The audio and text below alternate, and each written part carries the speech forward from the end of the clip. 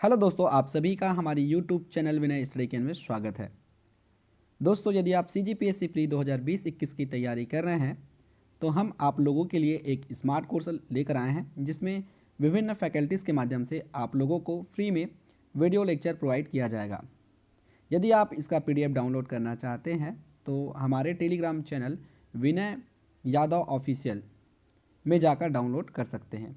उसका लिंक मैं description box में प्रोवाइड कर दूंगा। आज के इस वीडियो में हम चर्चा करेंगे भारत का प्राचीन इतिहास। भारत के प्राचीन इतिहास में सिंधु घाटी सभ्यता एक महत्वपूर्ण टॉपिक है।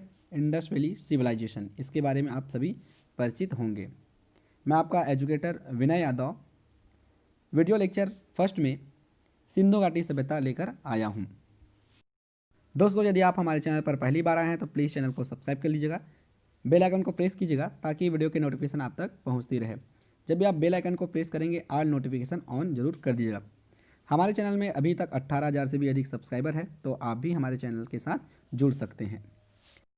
सिंधु घाटी की सभ्यता को हम हड़प्पा संस्कृति के नाम से भी जानते हैं। इसका नाम हड़प्पा संस्कृति पड़ा क्योंकि इसकी जानकारी सबसे पहले 1921 में पाकिस्तान में अव्यवस्थित हड़प्पा नामक आधुनिक स्थल से प्राप्त हुआ। आरंभिक उत्खनन सिंधु नदी के आसपास हुए, इसलिए मार्शल द्वारा इसे सिंधु सभ्यता कहा गया। हड़प्पा सभ्यता कांस्य युगीन एवं सांस्कृतिक ताम्र पाषाणिक है। सिंधु घाटी सभ्यता का विस्तार मांडा जम्मू कश्मीर के अखनूर जिला उत्तरी सीमा, यहाँ पर मांडा के आसपास एक नदी बहती है चिनाब। जम्मू कश्मीर में आप सभी को पता है कि चिनाब नदी बहती है। दक्षिणी सीमा दैमाबाद महाराष्ट्र के अहमदाबाद जिले में स्थित है, यहाँ पर नर्मदा नदी बहती है। सुतकांगेडोर जो कि पाकिस्तान के बलूचिस्तान में स्थित है, पश्चिमी सीमा बनाती है, यहाँ पर दास्क नदी बहती है।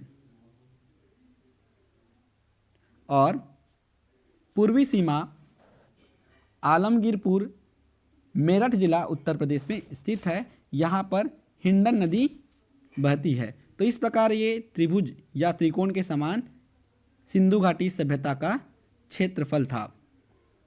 आप देख रहे हैं इस चित्र में यहाँ की जो नगर व्यवस्था थी, यहाँ के घर थे पक्की ईंटों के बने हुए हैं। परिचय: भारत का इतिहास सिंधु घाटी सभ्यता से आरंभ हुआ है, जिसे हम हड़प्पा सभ्यता के नाम से जानते हैं। यह सभ्यता लगभग 2500 ईसा पूर्वी दक्षिण एशिया के पश्चिमी भाग में फैली हुई थी, जो वर्तमान में पाकिस्तान और पश्चिमी भारत के नाम से जाना जाता है। सिंधु घाटी सभ्यता मिस्र, मेसोपोटामिया, भारत और चीन की 4 सबसे बड़ी प्राचीन नगरीय सभ्यताओं से भी अधिक उन्नत थी। 1920 में भारतीय पुरातत्व विभाग के द्वारा किए गए सिंधु घाटी के उत्खनन से प्राप्त अवशेषों से हड़प्पा तथा मोहनजोदड़ो जैसे 2 प्राचीन नगरों की खोज हुई। भारतीय पुरातत्व विभाग के तत्कालिक डायरेक्टर थे जनरल जॉन मार्शल ने सन 1924 में सिंधु घाटी में एक नई सभ्यता की खोज की घोषणा की। 1924 में किसने? जॉन मार्शल ने। सिंधु घाटी की सभ्यता: सिंधु घाटी की सभ्यता ताम्र पाषाण कालीन सभ्यता थी। यह आद्य ऐतिहासिक युग जिसकी लिपि को अभी तक पढ़ा नहीं जा सका है, केवल चित्रों के माध्यम से, मुहरों के माध्यम से अनुमान लगाया गया है। हड़प्पा सभ्यता की जानकारी का स्रोत पुरातात्विक खुदाई है। पुरातत्व खुदाई में सबसे नवीन विश्लेषण तकनीक है या पद्धति है रेडियो कार्बन C14 है ना, इसके माध्यम से ही पता लगाया गया है। इसमें सर्वप्रथम जॉन मार्शल ने उत्खनन का प्रयास किया और 1931 में इस सभ्यता की तिथि लगभग 3250 ईसा पूर्व से 2750 ईसा पूर्व मानी गई। लेकिन नवीन विश्लेषण पद्धति रेडियो कार्बन के द्वारा हड़प्पा संस्कृति को लगभग 2500 ईसा पूर्व से 1750 ईसा पूर्व के बीच में मानी गई। अब इसमें हम देखते हैं ये मांडा जो जम्मू कश्मीर में स्थित है वहाँ की क्या विशेषता रही। अखनूर जिले में चिनाब नदी के दक्षिण तट में स्थित है मांडा। ये चिनाब नदी के दक्षिण तट में स्थित है। यह विकसित हड़प्पा सभ्यता का सर्वाधिक उत्तरी स्थल है। इसका उत्खनन 1982 ईस्वी में जगपति जोशी व मधुबाला ने करवाया था। मांडा में 3 प्राकृतिक स्तर प्राग, सैंधव, सैंधव एवं उत्तर सैंधव है। उसके बाद आलमगीरपुर, यहाँ पर देख रहे हैं ये पूर्वी सीमा बनाती है। यहाँ से हम यहाँ गए। यहाँ पर हिंडन नदी यमुना की सहायक नदी है के तट पर स्थित है मेरठ जिले में। इस स्थल की खोज 1958 में भारत सेवक समाज संस्था द्वारा की गई थी। इसका उत्खनन कार्य यज्ञदत्त शर्मा द्वारा किया गया था। यह सिंधु सभ्यता का सर्वाधिक पूर्विक स्थल है। उसके बाद आगे बढ़ते हैं दायमाबाद। ये हम यहाँ से यहाँ जा रहे हैं। दायमाबाद ये महाराष्ट्र के अहमदनगर जिले में प्रवरा नदी के बाएं किनारे पर स्थित है। दायमाबाद सैंधव सभ्यता का सबसे दक्षिणी स्थल है। ये दक्षिणी स्थल है। उसके बाद हम चलते हैं सुतकांगे डोर। ये आगे चले गए। यह दस्क नदी के किनारे स्थित है। हड़प्पा सभ्यता का सबसे पश्चिमी स्थल है। इसकी खोज 1927 में मार्क ऑरेल स्टालिन ने की थी। हड़प्पा संस्कृति का संपूर्ण क्षेत्र त्रिभुजाकार, ये यहाँ पर ऐसे देखें तो ये त्रिभुज के आकार के समान दिखाई दे रहा है। इसका जो क्षेत्रफल है 12,99,600 वर्ग किलोमीटर में फैला हुआ है। इसमें 7 सैंधव स्थल को ही नगर की संज्ञा दी गई थी, जिसमें हड़प्पा है, मोहनजोदाड़ो, चौहुंदड़ो, लोथल, कालीबंगा, बनवाली और धौलावीरा। इन्हें ही सैंधव स्थल की संज्ञा दी गई है। इस सभ्यता की खोज 1921 में हुई थी। चूँकि हड़प्पा की खोज सर्वप्रथम हुई इसलिए इसे हड़प्पा संस्कृति के नाम से भी पुकारा जाता है। आरंभिक उत्खनन सिंधु नदी के आसपास हुई इसलिए मार्शल द्वारा इसे सिंधु सभ्यता कहा गया। यह सभ्यता जम्मू के मांडा से दक्षिण के कीम नदी तट भगतराव तक तथा पूर्वी में आलमगीरपुर जो कि मेरठ जिला में स्थित है से पश्चिम में सुतकांगे डोर तक विस्तृत थी। यह संपूर्ण क्षेत्र त्रिभुज के आकार का ऐसे आकार का था।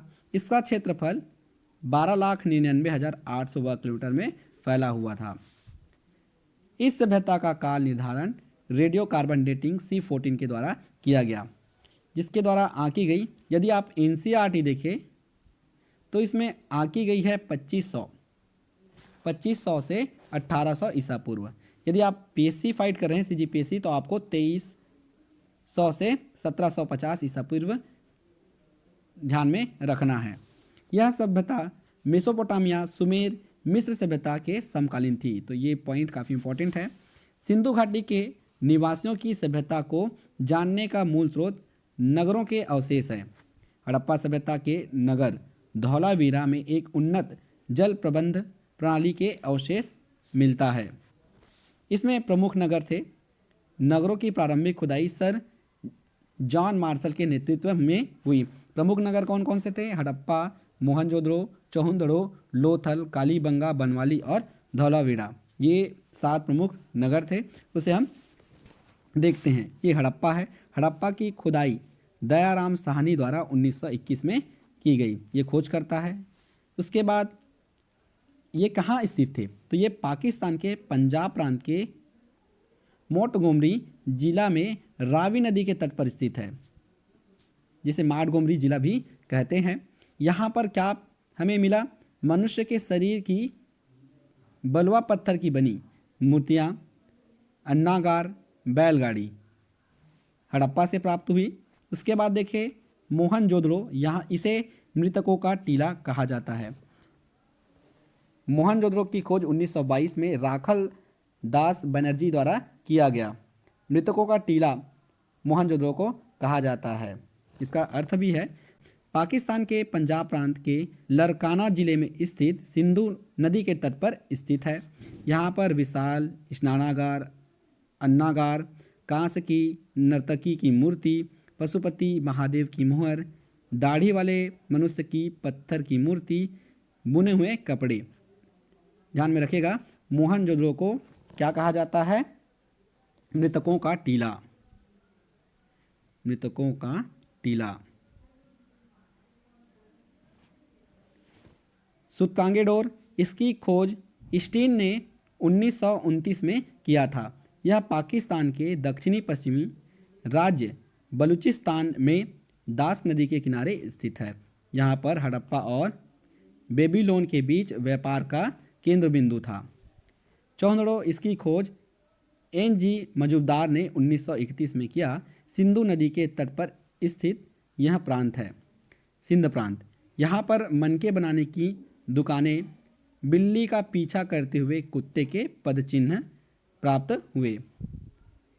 आमरी, इसकी भी खोज NG मजूमदार ने 1935 में किया। सिंधु नदी के तट पर यह अव्यवस्थित है। यहाँ पर हिरन के साक्ष्य प्राप्त हुए। कालीबंगन, इसकी खोज घोष ने 1953 में किया। यह भारत के राजस्थान में घाघर नदी के तट पर स्थित है। यहाँ पर अग्नि वेदिकाएँ, ऊँट की हड्डियाँ, लकड़ी का हल प्राप्त हुआ। लोथल, इसकी खोज R राव ने 1953 में किया। गुजरात में कैम्बे की कड़ी के नज़दीक भोगवा नदी के किनारे स्थित है।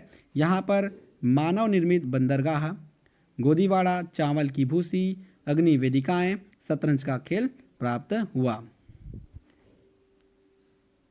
उसके बाद है सुरकोता।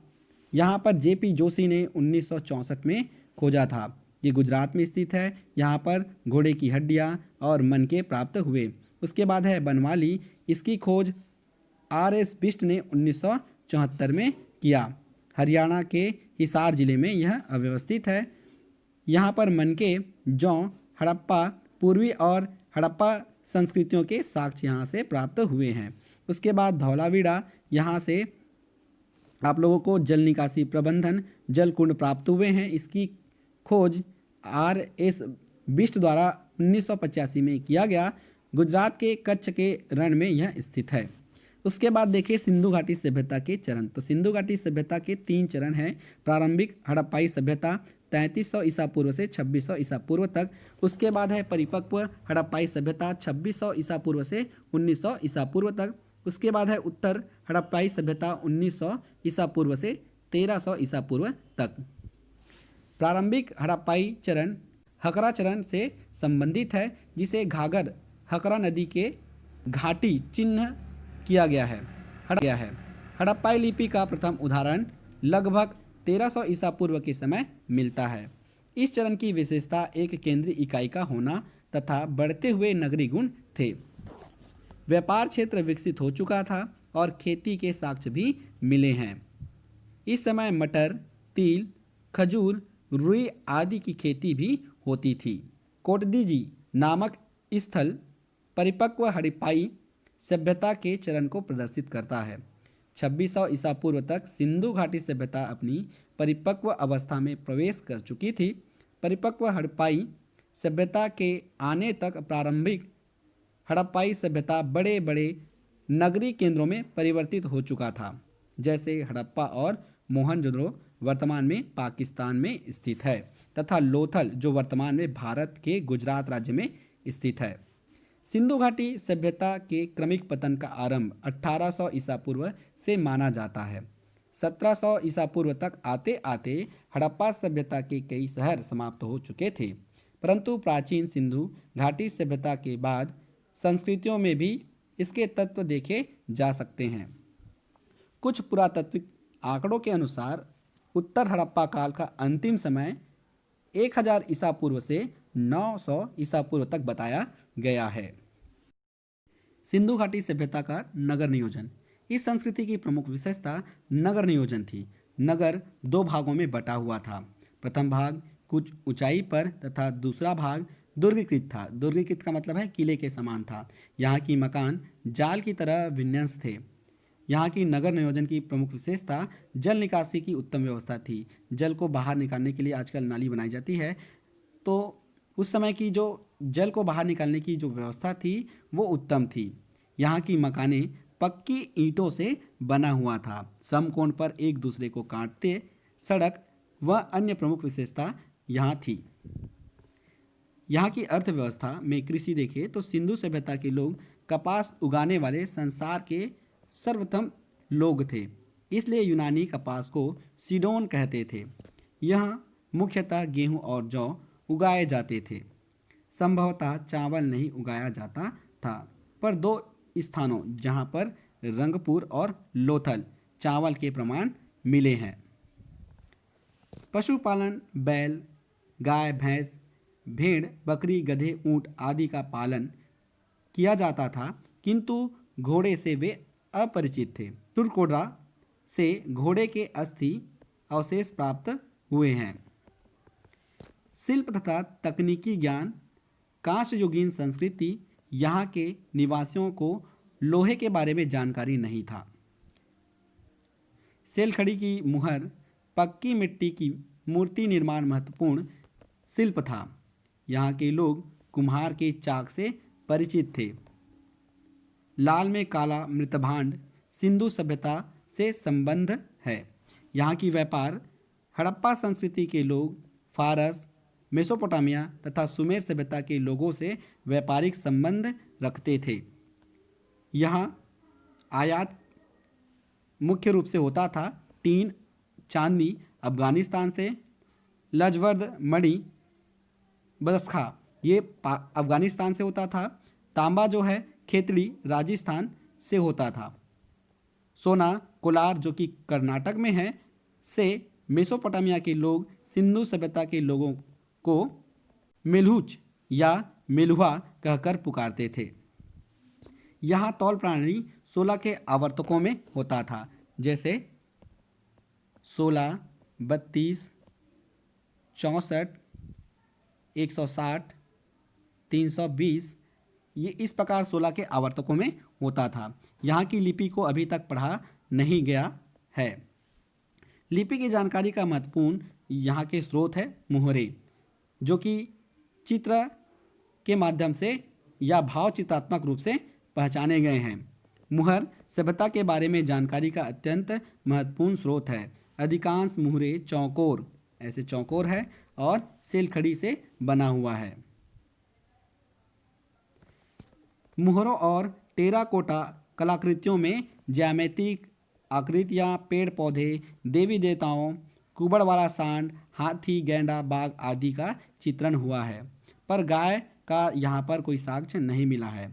चांदी के उपयोग के प्राचीनतम साक्ष्य यहीं से मिले हैं। राखीगढ़ी जो कि हरियाणा में है, यहाँ पर घोड़े के टेराकोटा मूर्ति तथा सुरकोड्रा से घोड़े की अस्थियों का अवशेष यहाँ से प्राप्त हुआ है। धार्मिक प्रथाएं, यहाँ के निवासी मुख्य रूप से मातृदेवी जिसे धरती माता तथा वृक्ष, कुबड़ वाला सांड, लिंग, योनि, सांप आदि के पूजा करते थे। मोहनजोदड़ो में पशुपतिनाथ की मुहर मिली है। यहाँ जादू टोना, ताबीज का प्रयोग, मूर्ति पूजा आदि का चलन था। मंदिर निर्माण यहाँ अभी तक नहीं हुए थे। यहाँ पर पशु बलि प्रचलित थी। पशुओं का बलि यहाँ दिया जाता था। यहाँ पर मृतक संस्कार थे, तो जब यहाँ के लोग का देहांत हो जाता था तो यहाँ पर दफनाने की विधि प्रचलित थी। इसके अतिरिक्त शवों को जलाकर अवशेषों को बर्तनों में एकत्र कर दफनाना तथा पशु पक्षियों के लिए छोड़ना भी यहाँ की प्रचलन पद्धतियाँ थी। सिंधु घाटी सभ्यता का पतन, तो सिंधु घाटी सभ्यता का पतन अभी तक कैसे हुआ उसका संपूर्ण जानकारी नहीं है। सिंधु घाटी सभ्यता का लगभग 1800 ईसा पूर्व में पतन हो गया था, परंतु इसके पतन के कारण अभी तक विवादित हैं, अभी तक कंफर्म नहीं हुआ है। एक सिद्धांत का यह कहता है कि इंडो यूरोपियन जनजातियों जैसे आर्यों ने सिंधु घाटी सभ्यता पर आक्रमण कर दिया तथा उसे हरा दिया। सिंधु घाटी सभ्यता के बाद की संस्कृतियों में ऐसे कई तत्व पाए गए हैं जिनमें यह सिद्ध होता है कि सिंधु घाटी सभ्यता आक्रमण के कारण एकदम विलुप्त नहीं हुए हैं। दूसरी तरफ से देखें तो और पुरातत्वविद हैं जो सिंधु घाटी सभ्यता के पतन का कारण प्राकृतिक जन्य मानते हैं। प्राकृतिक कारण भूगर्भी और जलवायु संबंधी हो सकते हैं। यह भी कहा जाता है कि सिंधु घाटी सभ्यता के क्षेत्र में अत्यधिक विवर्तनिक विक्षोभ की उत्पत्ति हुई, जिसके कारण अत्यधिक मात्रा में भूकंपों की उत्पत्ति हुई। एक प्राकृतिक कारण वर्षण प्रतिमान का बदलाव भी हो सकता है। यह एक अन्य कारण भी हो सकता है कि नदियों द्वारा अपने मार्ग बदलने के कारण खाद्य उत्पाद के क्षेत्रों में बाढ़ आ गई हो। इन प्राकृतिक आपदाओं को सिंधु घाटी सभ्यता के पतन का मंद गति से हुआ परंतु निश्चित कारण माना गया है। थैंक यू दोस्तों, वीडियो कैसा लगा हमें कमेंट करके ज़रूर बताइएगा। इसी प्रकार के वीडियो के लिए आप हमारे चैनल पर बने रह सकते हैं। थैंक यू दोस्तों।